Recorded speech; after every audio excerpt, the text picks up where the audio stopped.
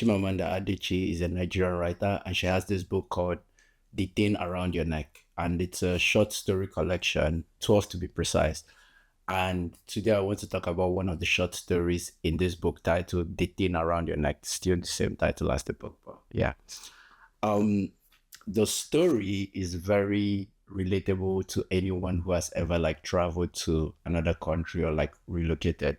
It really focuses on the Japa culture, and basically it kind of talks about the emotions that and the reality that comes with moving to a new place and how much of an emotional toll that takes on someone. So this story is told from a narrator's perspective, and it begins with talking about this young lady. Her name is Akuna, and she just won the American lottery to the United States.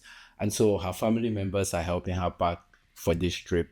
And she talks about how they are like telling her things like, don't worry, when you get there in 2 months, soon you buy a car and then you buy a house. And very soon you start sending us all these gifts that we want, all those type of things. But this isn't like the reality she meets when she travels. So she gets to the United States. The uncle picks her up from the airport and he takes her, gets some hot dog around. And then on the drive back, the uncle tells her more about America.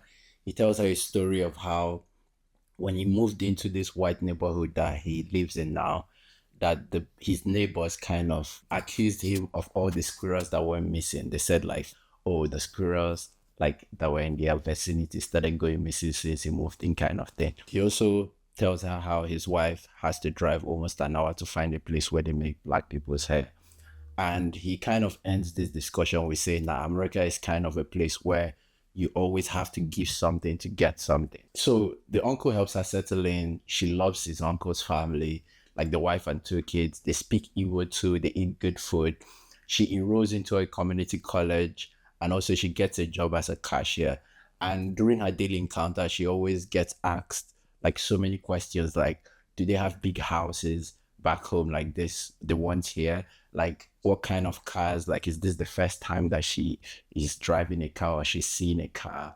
How does she make her hair? Like, there are just so many random questions that they ask her. So one night while she's sleeping, her uncle creeps in and tries to force himself on her, and she pushes him away, and the uncle tries to persuade her by saying like, how do you think people, the girls in Lagos, the big women in Lagos and also in New York, how do you think they get what they want? That this is America, you have to give something to get something. And the uncle made her promises of kind of making her life easier here if she would let him like have his way with her. And she runs to the bathroom and locks herself up there till the uncle goes. And then the next day, she packs her things and she runs away from the house. And she bought a bus, a Greyhound bus, and just drives the bus to the last stop. And the last stop is Connecticut. And that's where she comes out of. And in Connecticut, she doesn't have money. She doesn't have a place to stay. She can't go to school because there is no community college here. So she gets a job working in a restaurant, and she persuades the manager to pay her like less than other waiters. And the manager agrees because he sees she's an immigrant and he knows that immigrants work hard. So he accepts to pay her $1 less than all the other waitresses. While she's working here, she meets a guy. She meets a white guy who likes her. And she notices that the white guy is very knowledgeable in African history, sub-Saharan history. And it kind of intrigues her. And she loves the color of his eyes because they remind her of the green, like virgin olive oil and gold kind of a way. And she loves that. So, but she doesn't agree to go on a date with him. And after he persuades her for like 4 days, on the fifth day, she agrees. And they go on a date and she finds that she loves him. And she kind of starts to open up to him. So she tells him a story of her father. Her father is a junior construction worker in Nigeria, and he's driving the company car and he hits a big car one day while it's raining. And the father rushes out and lies down and starts begging this driver. And after a few back and forth, the driver lets him go. She felt very ashamed of this whole situation. And after telling her boyfriend this story, the boyfriend kind of tells her that he understands and consoles her. But this kind of makes her furious because she notices that he's always understanding things that he could never really understand. And it kind of makes her annoyed. And so she calls him kind of like a self-obsessed person.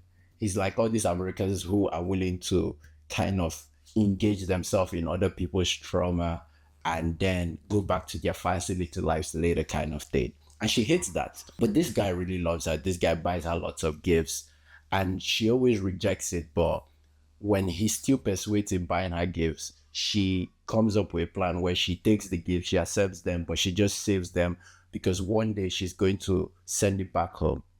And also, I forgot to tell you, all this while when she moved to Connecticut, she did not write her family. She did not update them. They don't know her new address. They don't know what happened with her uncle. She just put that behind her and just moved on. The boyfriend comes up with an idea where he's like, okay, I also want to visit Nigeria one day. How about I buy you a ticket and then we can both go back home and you get to see your family and I get to experience Nigeria. And she rejects this idea because she just does not want him to see Nigeria. He doesn't like the idea that he get to go watch the lives of poor people and then for fun, and then later he kind of travels back home to his fancy life. Yeah, she doesn't like that about him. One day she's feeling good about herself. She writes back home. She sends some money to, and she gets a reply a few days later from her parents back to her address that she sent, and they tell her that her father died and he's been dead for 5 months. And she breaks down and she is weeping and she starts to think at what exact moment did her father die. She just lost her father and she now has to think about going back home to see her family. Um, but she doesn't feel she's financially stable or capable of going back home. So her boyfriend is like, "Oh, don't worry, I'm gonna pay for your trip back home." But she rejects it because she feels like for this like situation, she really wants to go back home alone. And she really wants to kind of go meet see her family and how they're doing.